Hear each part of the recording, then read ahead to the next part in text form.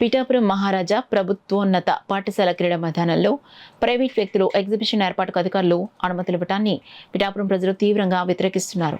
Exhibition పేరుతో క్రీడా మైదానాన్ని సర్వనాశనం చేస్తూ క్రీడలు ఆడేందుకు లేకుండా చేస్తున్నారని ఆగ్రహాన్ని వ్యక్తం చేస్తున్నారు. జాతీయ అంతర్జాతీయ స్థాయి క్రీడాకారులను ఎంతో మందిని అందించినదిగా ఖ్యాతిగాంచిన పిఠాపురంలో ఉన్న ఒక్క క్రీడా మైదానాన్ని ప్రైవేట్ వ్యక్తులు ఎగ్జిబిషన్ పెట్టుకోవడానికి అధికారులు అనుమతులు ఇవ్వటాన్ని పిఠాపురం ప్రజలు, పూర్వ విద్యార్థులు, క్రీడాకారులు తప్పుపడుతున్నారన్నారు. ఉన్న ఒక్క క్రీడా మైదానంలో కొంత భాగంలో 10 ఏళ్లుగా అసంపూర్తిగా మినీ స్టేడియం నిర్మాణం ఉందని, అధికారులు ఇలా ఎగ్జిబిషన్లకు మైదానాన్ని ఇచ్చి క్రీడలు ఆడుకునేందుకు లేకుండా చేస్తున్నారని ఆగ్రహిస్తున్నారు.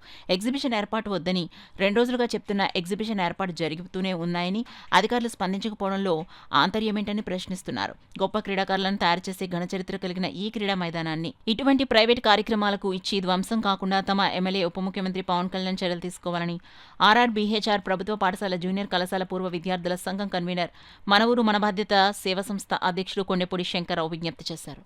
ఈ క్రీడాస్థలం మీద వచ్చిన ఈ అమౌంట్ని, ఈ సొమ్మును కూడా కళాశాలకి జమ చేస్తున్నామని చెప్పేసి వాళ్ళు చెప్పడం జరిగింది. కానీ పారదర్శకంగా ఆ సొమ్ము ఏమవుతుందో కూడా తెలియని పరిస్థితి ఏర్పడింది. అది ఇప్పుడు కళాశాల ప్రిన్సిపల్ గారిని అడిగితే ఏదో నిర్మాణాలు చేసామన్నారు, కానీ నిర్మాణాలు చేసే హక్కు వాళ్ళకి లేదు. ఇంచేదంటే అది కాంట్రాక్ట్ తీసుకుని టెండర్స్ వేసుకుని ప్రభుత్వం ఇచ్చిన సొమ్ముతో చేస్తారు తప్ప ఈ సొమ్ముతో కాదు. కాబట్టి ఈ సొమ్ము నిలవతో కూడా కనీసం మరుగుదొడ్లు నిర్మించే ఏర్పాటు కూడా కళాశాలలో చేయకపోవడం అనే శోచనీయం ఇది.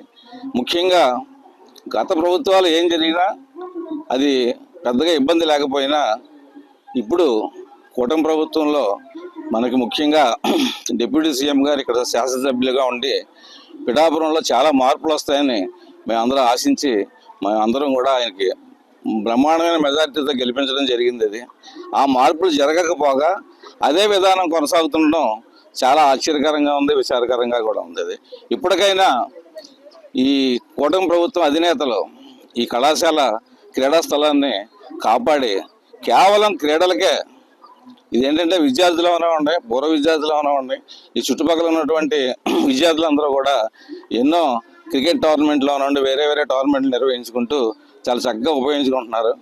వాళ్ళకి అనుకూలంగా లేకుండా ఈ ఎగ్జిబిషన్ కూడా అనేది మేము పూర్వ విద్యార్థి సంఘం తరఫున పూర్తిగా ఖండిస్తున్నాం. ఈ విధానాన్ని అధికారులు వెంటనే జోక్యం చేసుకుని ఈ నిర్మాణాన్ని ఎగ్జిబిషన్కి ఇచ్చినటువంటి నిర్వాహకులను కూడా పిలిపించి ఈ ఎగ్జిబిషన్ని ఆప్ చేయవలసిందిగా కూడా మేము ఈ సందర్భంగా కోరుతున్నాం.